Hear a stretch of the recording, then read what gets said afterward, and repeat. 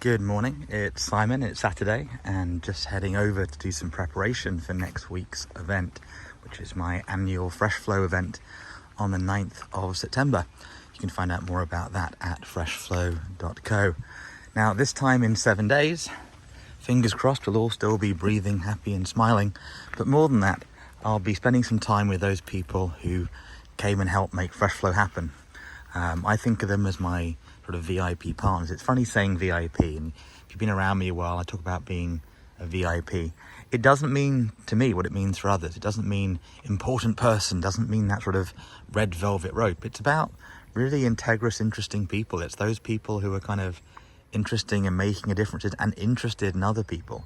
They're the people I find that I really enjoy spending time with. When I speak to them and spend time with them, I get energized, uplifted, and there's something they bring to the party, there's something they bring to the conversations.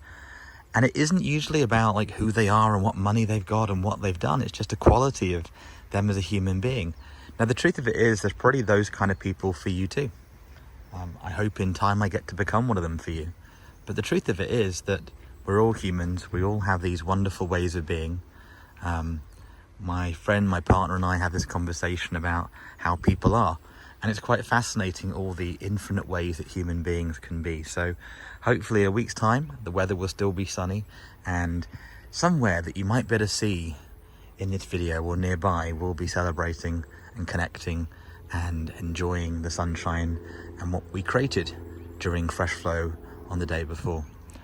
I hope whatever you're doing this weekend brings you some groundedness, some joy, and that's actually why I'm come out. My friend recommended I go stand by my tree, sit by my tree for a bit, and this is the tree we talk about. If you're coming to Freshflow and you got the message this morning, this is my tree. Well, not my tree, but it's the one I've been sitting next to. You can see my sort of Simon path that I've gently created subtly, and it's a beautiful tree. It's been here for over 100 years.